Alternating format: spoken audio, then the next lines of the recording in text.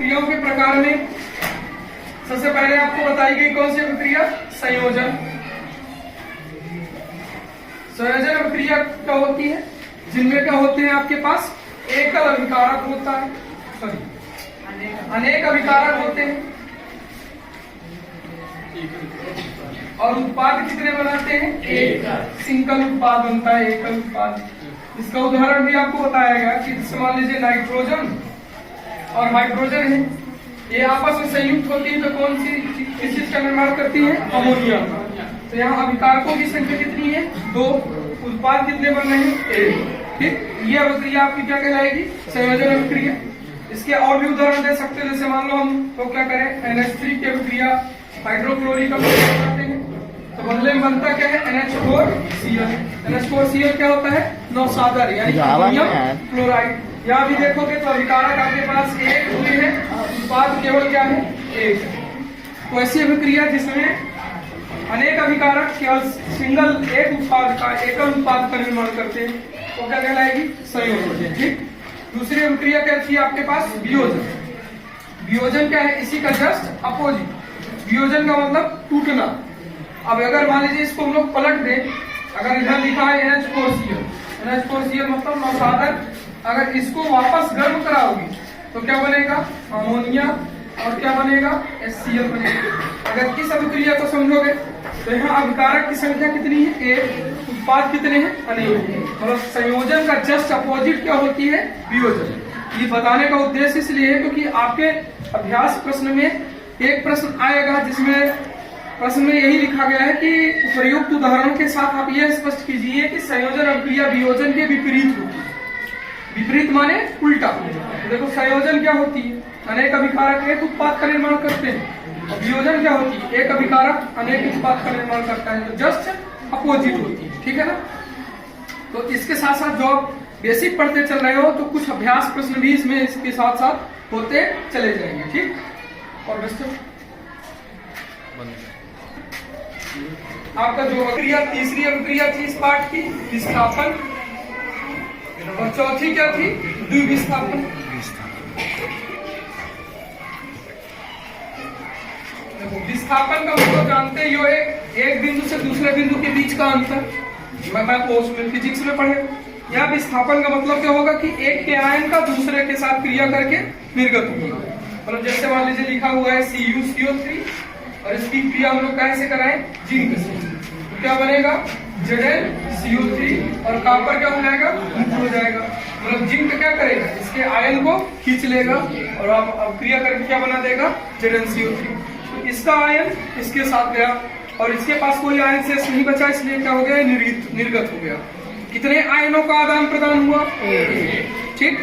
अब इसमें अगर यही अभिक्रिया बच्चों ऐसे लिखी होती, मान लीजिए ZnCO3 और इसकी क्रिया कॉपर से कराते तो क्या अभिक्रिया हो सकती है? नहीं। क्यों? पॉसिबिलिटी नहीं है क्योंकि जिंक से कॉपर जो है कम सक्रिय है जिंक की अपेक्षा, इसलिए कॉपर कभी भी यहाँ का कार्बोनेट आयन लेके नहीं जा सकता। ठीक ना? क्योंकि जिंक अधिक सक्रिय है तो कभी भी अपने आयन को रिलीज नहीं करेगा। इस बात को याद रखिएगा। और इसको हमेशा क्या लिखा जाएगा? No reaction.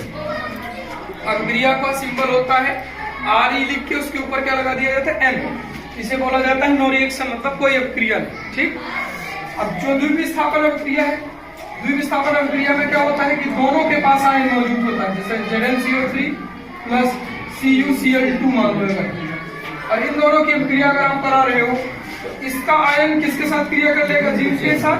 और इसका आयन कॉपर के साथ, तो बना लेगा ZnCl2, साथ में क्या बन जाएगा? CuCO3। तो देखो आयनों का आदान प्रदान हुआ।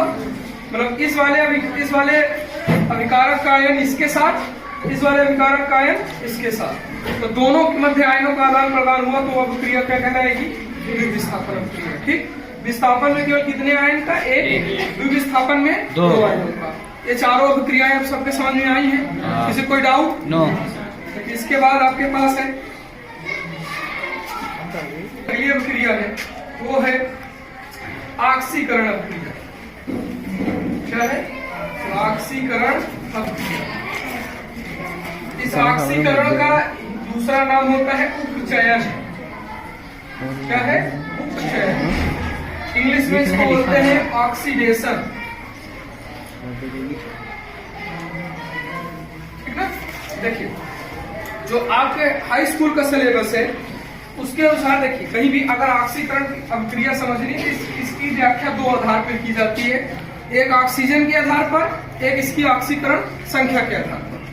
तो जैसे कि ऑक्सीकरण अभिक्रिया उसे कहा जाता है जिनमें ऑक्सीजन का क्या हो, योग। ऐसी अभिक्रिया जिनमें ऑक्सीजन जुड़े, योग माने जुड़ना, ठीक। तथा दूसरा पॉइंट इसके लिए क्या होता है, हाइड्रोजन का निकास हो। ऑक्सीकरण अभिक्रिया उसे ही कहा जाएगा जिनमें क्या हो, ऑक्सीजन का योग हो और हाइड्रोजन का निकास हो। मतलब जब अभिकारक से उत्पाद बने तो उत्पाद में किसकी मात्रा में वृद्धि हो, ऑक्सीजन की, और कमी किसकी मात्रा में हो, हाइड्रोजन। मतलब ऐसा पॉसिबिलिटी ये होती है कि यदि चाहे तो ऑक्सीजन जुड़े या तो हाइड्रोजन निकले। तो अगर ऐसी कोई अभिक्रिया हो रही है जिसमें ऑक्सीजन जुड़ रहा है तो भी वो ऑक्सीकरण होगी, या तो हाइड्रोजन निकल रहा है तो भी ऑक्सीकरण अभिक्रिया होगी, या तो दोनों क्रियाएं साथ में, तो उसे क्या कहा जाएगा, ऑक्सीकरण अभिक्रिया। जैसे मान लीजिए हमारे पास कॉपर लिखा है, कॉपर की अभिक्रिया हम लोग O2 से करा रहे हैं, तो इधर आके क्या बना ले, Cu2O, और यहाँ बैलेंसी के लिए आपको यहाँ भी 2 का गुणा करना पड़े, यहाँ कभी 2 का गुणा करना पड़े, या डायरेक्ट CuO बना ले, कॉपर ऑक्साइड बना ले, तो 2 का गुणा तब भी आपको करना पड़ेगा। तो अब देखो यहाँ कॉपर के पास कोई ऑक्सीजन था नहीं, लेकिन अभिक्रिया के बाद कॉपर के पास ऑक्सीजन जुड़ गया है।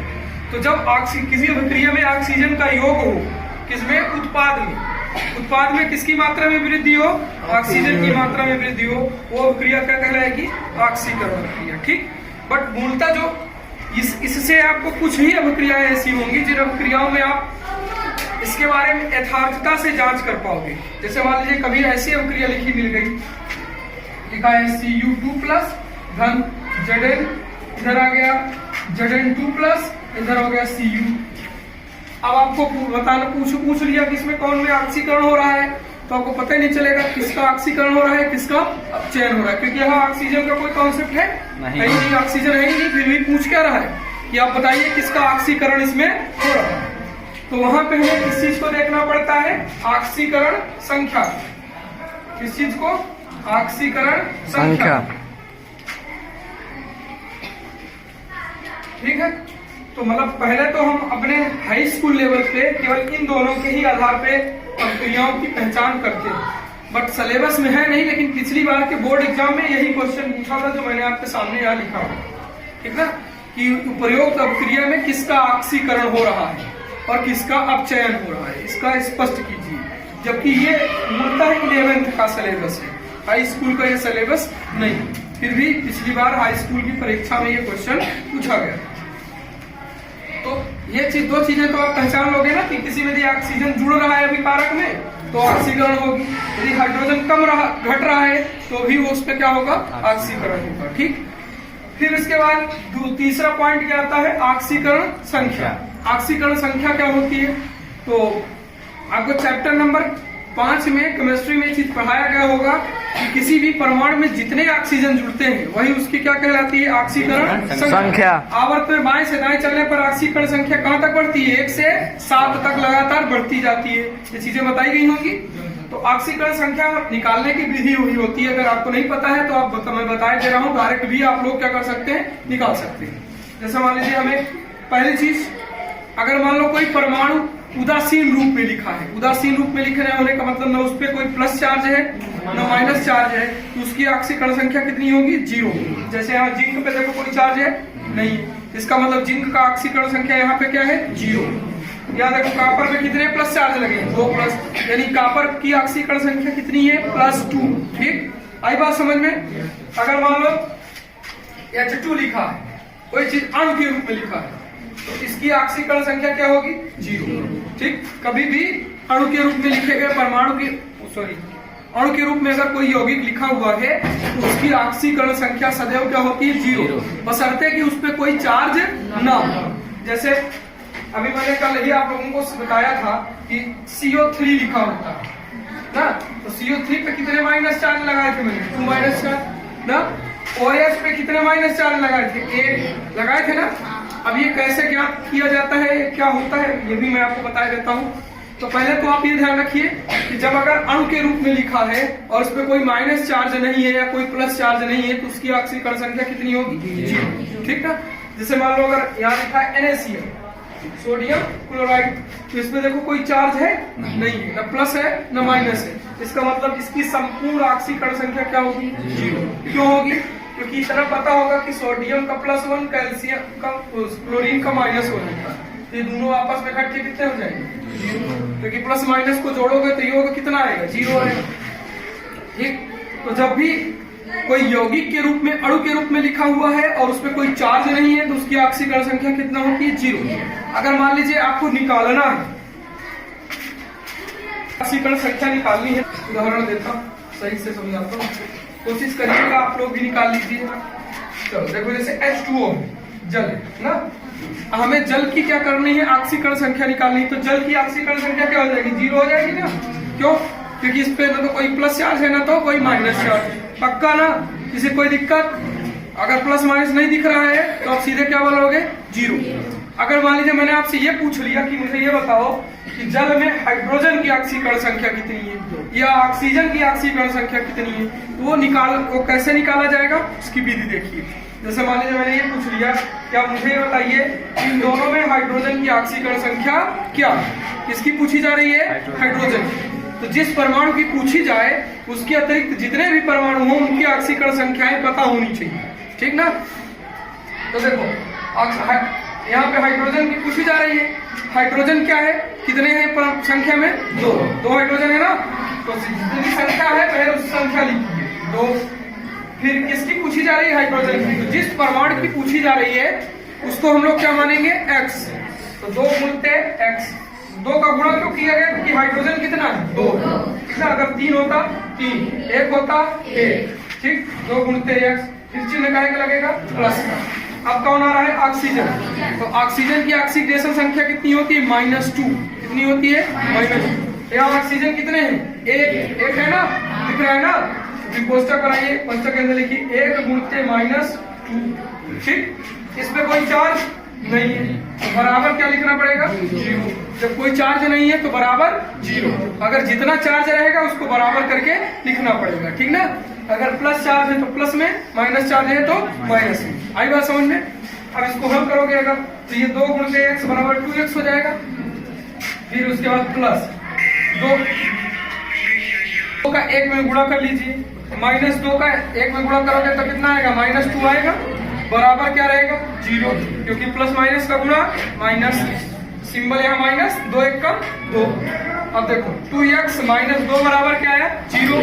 अगर हमें 2x बराबर चाहिए तो इसका पक्षांतर करोगे तो ये हो जाएगा +2 हो जाएगा ना। अगर x बराबर चाहिए तो ये गुणे में इधर आके कहीं में जाएगा? बटे में। तो हो जाएगा x बराबर 2/2। भाग दे दोगे कितना है? 1। x का मान कितना है? 1। यानी हाइड्रोजन की ऑक्सीकरण संख्या 1। आई बात समझ में? अब देखो अगर दूसरा उदाहरण इसी में देख लो। अगर H2O में से मैंने ये कहा कि ऑक्सीजन की ऑक्सीकरण संख्या बताओ। किसकी ऑक्सीकरण संख्या? ऑक्सीजन की। अगर ऑक्सीजन की चाहिए तो ऑक्सीजन के लिए आप क्या करेंगे कि अब X किसको मानोगे? ऑक्सीजन को। अब हाइड्रोजन की तो निकाल ही लिए, कितनी आई? +1 आई ना। तो अब हाइड्रोजन कितने हैं? 2 है तो 2 लिख दो। 2 गुणते 1 का कितना होता है? +1। तो कितने का गुणा होगा? +1 का। और ऑक्सीजन कितना है? 1। तो ऑक्सीजन की जगह क्या लिख लीजिए? X लिख लीजिए। चिन्ह लगेगा प्लस, फिर x बराबर कोई चार्ज नहीं, 0 लिख दीजिए। ठीक। अब 2 1 कम, तो 2 1 कम 2, 2 धन x बराबर 0। अगर x बराबर चाहिए तो -2 हो जाएगा कि नहीं? होगा, क्योंकि इधर +2 है, इधर आके -2 हो जाएगा। ठीक। तो ऑक्सीजन की भी कितनी निकली? -2। हाइड्रोजन की कितनी निकली? +1। तो किसी भी परमाणु के अंदर किसी भी परमाणु की ऑक्सीकरण संख्या आसानी से निकाली जा सकती है। बस फॉर्मूला आपको पता होना चाहिए, ध्यान रखिएगा। और उदाहरण देख लो और बता देता हूँ। जैसे मान CH4 है, मीथेन, कार्बन। मीथेन तो जानते ही होंगे ना इसको।